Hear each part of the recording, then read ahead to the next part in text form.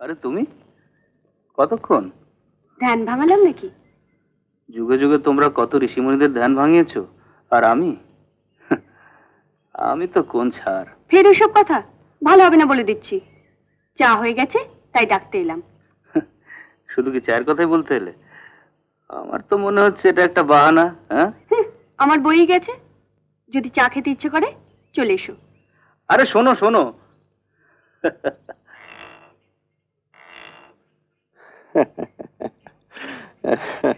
ও মা, তোমাকেই খুঁজছিলাম। কেন রে? বসো। সামনের সপ্তাহে পার্ট 2 ফিস জমা দেওয়ার লাস্ট ডেট। কিছু বইপত্র কিনতে হবে। কিন্তু টাকা পয়সা নিয়েই তো বিপদে পড়েছি রে। তোর বাবা 3 বছর মারা যাওয়ার পর ব্যাংকে সব টাকা পয়সা আটকে রয়েছে। ওসব পার তুলেই দি মা, কতজনের তো পড়াশোনা হচ্ছে না, আর আমারও না হয়। এই থাম তো তুই, টাকার ব্যবস্থা আমি করব। পরীক্ষা দিবি না মানে? কিন্তু তুমি কোত্থেকে পাবে ছোটদা? অমিত, পারবি তুই জোগাড় করতে? যেভাবেই হোক টাকার আমি ব্যবস্থা করবই। ঠিকাদারি কাজ করে এত লোকের ঘর বাড়ি বানাচ্ছ, নিজেদের বাড়িটা শেষ হতে আর কতদিন লাগবে? আস্তে আস্তে সবে মোজাকের কাজ শুরু করেছি, এবার হয়ে যাবে।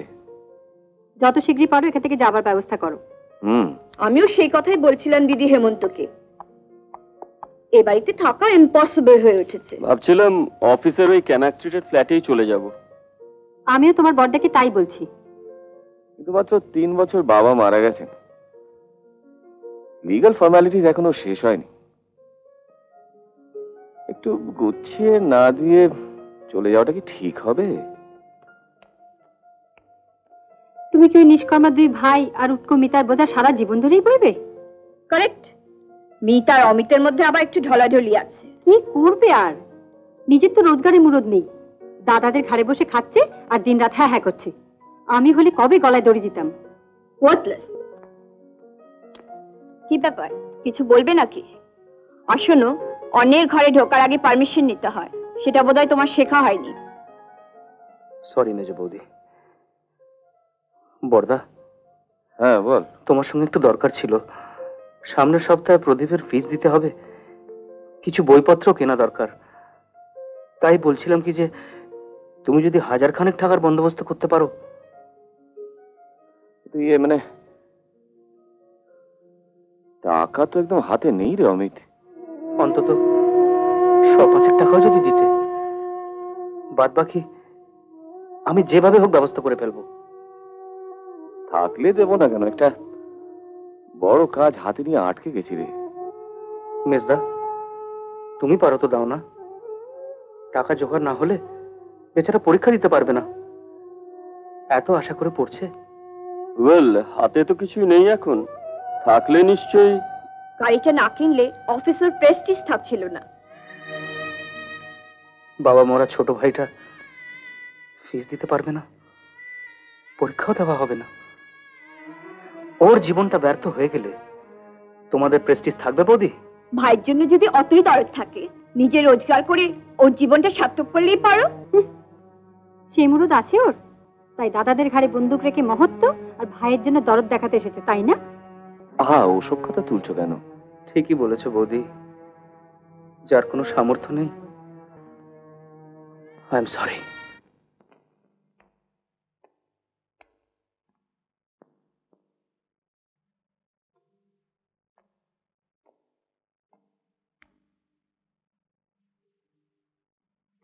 আমি ভাবতেই পারিনি মিতা, বৌদিরা এইসব কথা বলবে। আচ্ছা, ওদের কারোর জন্য এতটুকু ভালোবাসা নেই? যত ভালোবাসা তোমারই দেখছি। সেটা কি অন্যায়? যার টাকা রোজগারের যোগ্যতা নেই, যে পরের দয়া বেঁচে আছে, তার সব বোধ থাকাই অন্যায়। কি বলছো তুমি? ঠিকই বলছি, তুমি বোঝো না, তাই সবসময় অপমান করে ওরা। এই অপমান তোমার না লাগলেও আমার লাগে। তোমার কথাই ঠিক, আমাকে যেভাবে হোক দাঁড়াতেই হবে। তুমি যা হোক একটা কিছু করো, এই অপমান আমি আর সহ্য করতে পারছি না। হয়তো নিজেকে একদিন শেষ করে এই প্রায়শ্চিত্ত করতে হবে। সব দোষ আমার, প্রায়শ্চিত্ত আমাকেই করতে হবে। এই শোনো,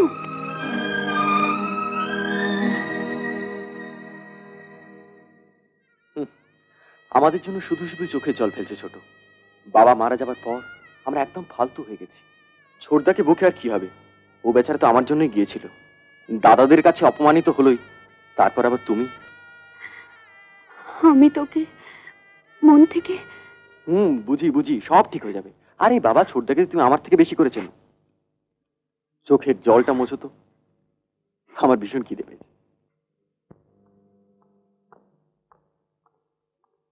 অমিত, তুমি ওকে চেনো?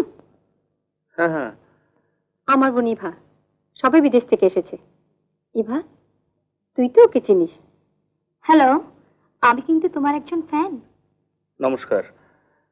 কিন্তু আমার তো তেমন নাম ডাক নেই, তবু আপনি। আরে, ওকে আপনি বলছো কেন? বৌদি, আমার একটু তাড়া আছে, টিভি সেন্টারে যেতে হবে। TV centre? কোনো প্রোগ্রাম আছে নাকি? হ্যাঁ, একটা প্রোগ্রামের ব্যাপারে ডেকে পাঠিয়েছে। নমস্কার। ছোড় দি, তুই যাই বল, হি ইজ ফ্যান্টাস্টিক, কিন্তু একটু যেন অহংকারী। ওর আবার আমাদের বাড়ির ঝিয়ের প্রতি একটু ইয়ে আছে। আমাকে চেনে না, আমি যাকে চাই তাকে পাই, সে যেই হোক না কেন। আর অমিত তুড়ি মারলেই দৌড়ে আসবে। তাহলে ওর প্রতি ইন্টারেস্ট হবার কারণটা কি? আমি তোকে দু চোখে দেখতে পারি না। আসলে ওর অহংকারটা একটু দুমড়ে মুচড়ে দেবার দরকার আছে। আমি ভুলিনি, তোর বিয়ের দিন আমাকে আমার একগাদা বন্ধুর সামনে অপমান করেছিল।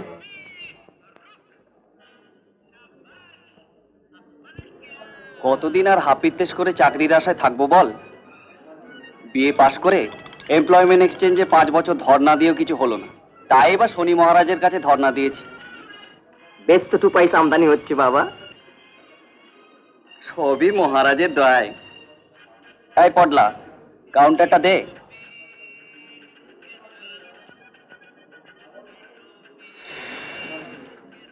বুঝলি পডলা, ন্যাবলা এখন লেখক হয়ে বেশ আমদানি করছে। সে কি রে? হ্যাঁ। লেখক হয়ে গেলি? তা কি লিখছিস?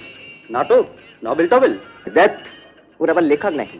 দেখে সালারা কলেজ স্ট্রিটের মোড়ে ফেপা করে ঘুরছে।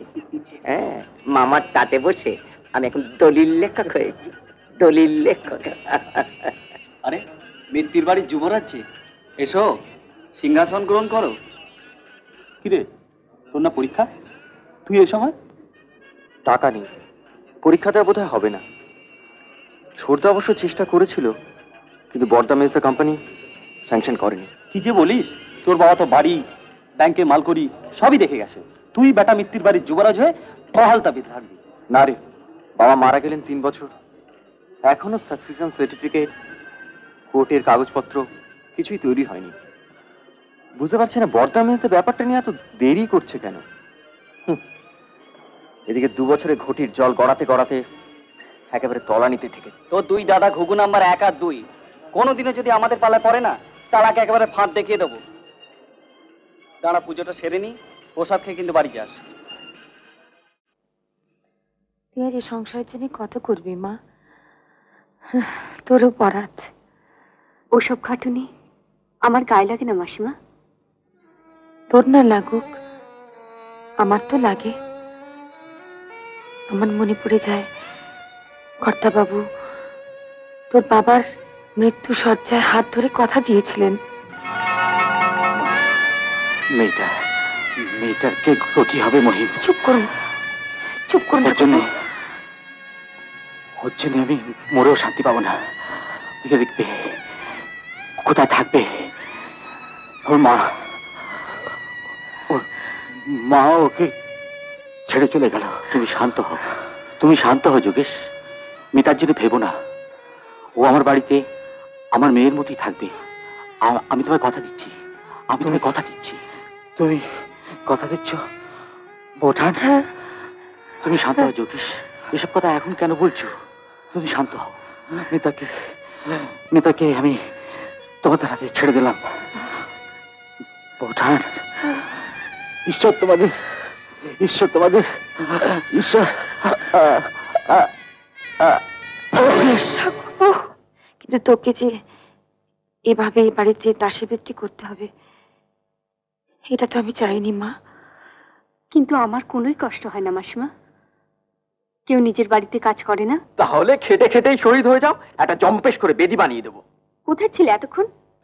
পড়াশোনা নেই? পরীক্ষায় যখন দেওয়া হবে না তখন পড়ে আর কি হবে?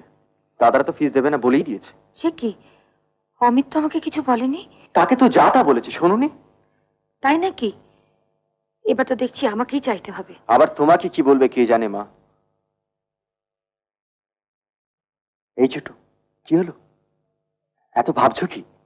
আবার ছোটদার সাথে ঝগড়া টগড়া করলে নাকি? আমার বইয়ে গেছে ওর সঙ্গে ঝগড়া করতে। দেখো এবারও ঠিকই দাঁড়িয়ে যাবে। আসলে শিল্পী হওয়ার এই এক জ্বালা, বড় হওয়ার জন্য কোনো সময়ের গ্যারেন্টি নেই। কারো হয় 20-তে, কারো বা 50-এ। কি ব্যাপার বলো তো? সকালে কি এক প্যাকেট সিগারেটের দাম দিয়ে গেছে নাকি?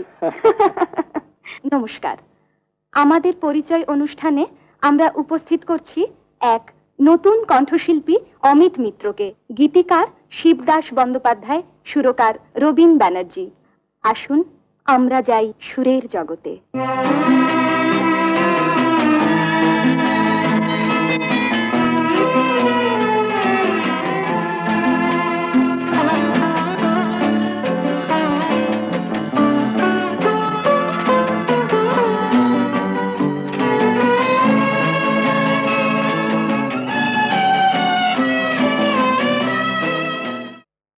আজকাল টিভিতেও গাইছে অমিত।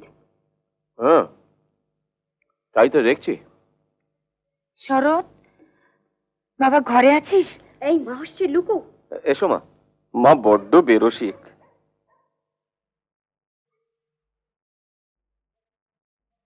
বসো।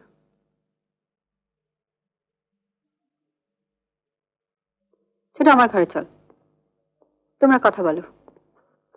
হ্যাঁ, বলো।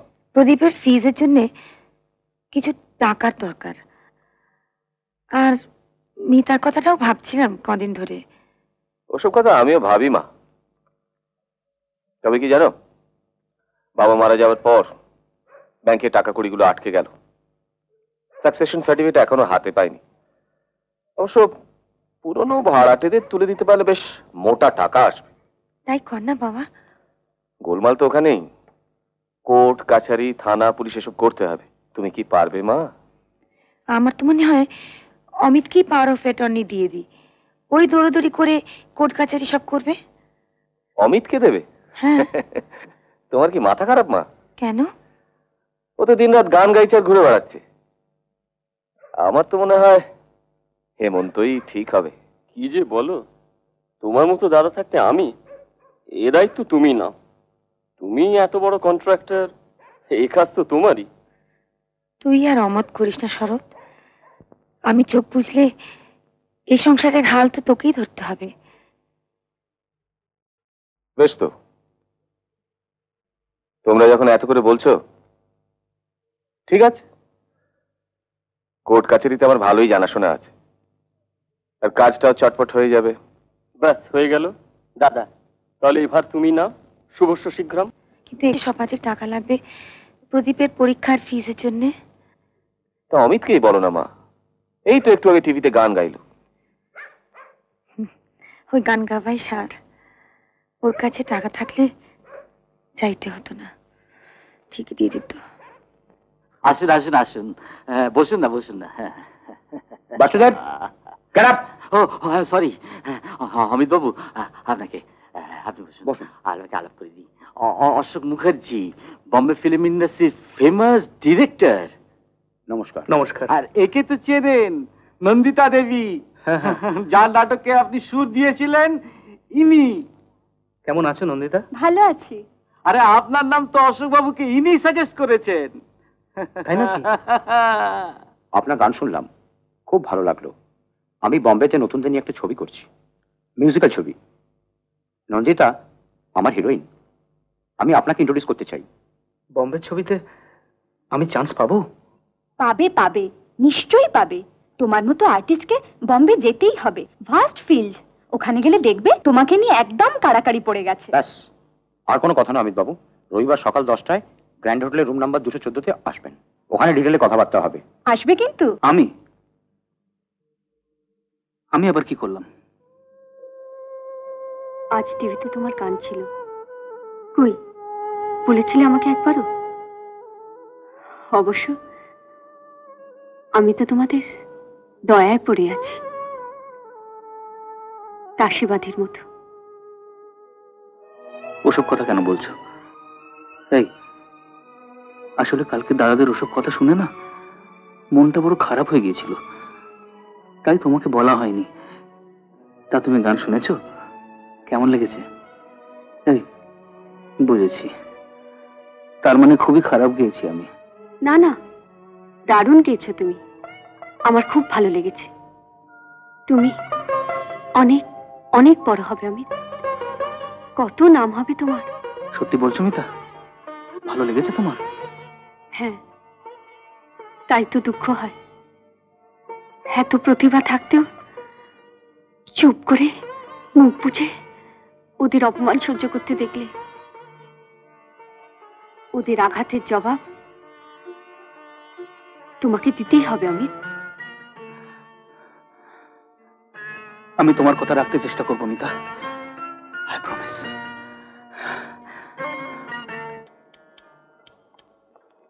কি হলো, সারাদিন গান নিয়েই থাকো নাকি? চলো না একটু ঘুরে আসি, আমার সঙ্গে গাড়ি আছে। আমার অনেক কাজ আছে। কি কাজ যে আমার চেয়েও দরকারি? ও বুঝেছি, এবারে ঝিকেই বোধহয় আমার চেয়ে বেশি পছন্দ। ভদ্রভাবে কথা বলুন।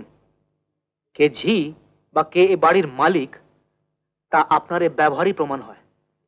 তাছাড়া আপনি আমাকে শুধু শুধু বিরক্ত করছেন কেন? হ্যাঁ, আপনি দয়া করে এখান থেকে চলে যান। দয়া? দয়া তো আমি তোমাকে করবই। কত ছেলে আমার শুধু একটু হাসির জন্য চাতক পাখির মতো বসে থাকে। আমি চাতক নই, আর আপনার সেই ধরনের দয়ার আমার প্রয়োজন নেই। কি নেই আমার মধ্যে যা তুমি এই মেয়েটার মধ্যে পেয়েছো? তুমি দেখো আমাকে অমিত। সেটা বোঝার যদি ক্ষমতা থাকতো তাহলে আপনি নিজেকে এরকম ভাবে অপমানিত করতেন না। কি আমার চেয়ে তোমার এই ঝিকেই বেশি পছন্দ? অমিত প্লিজ দেখো তুমি আমাকে, প্লিজ দেখো। না না না, আমি তোমাকে কিছুতে ছাড়বো না, বলছি, ছাড়বো না। না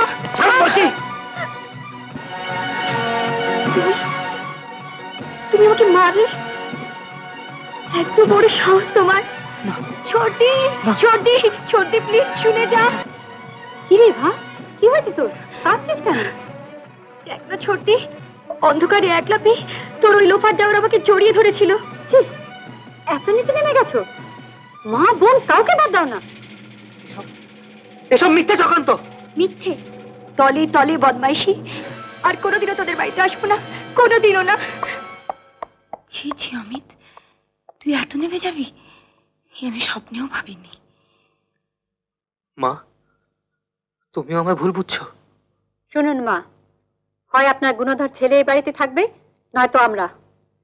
সারাদিন গান গাইবে আর নোংরামি করবে। কিন্তু এ অপমান এবং মিথ্যার জবাব আমাকে দিতেই হবে। দূর কত দূর জানা আছে।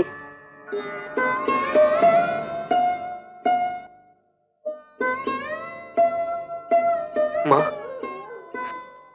বিশ্বাস করো, এই তোমার পায়ে হাত দিয়ে বলছি, আমার কোনো দোষ নেই। এই সব ব্যাপারটা সাজানো। আমাকে তাড়ানোর রাস্তা এবার পরিষ্কার হবে। ভুলে যা বাবা, ভুলে যা। আমি আমি তোকেই বিশ্বাস করি। ভুলবো কেমন করে মা? এই অপমান শুধু আমার নয়, আমাদের সবার। কিন্তু এর উত্তর আমাকে একদিন দিতেই হবে।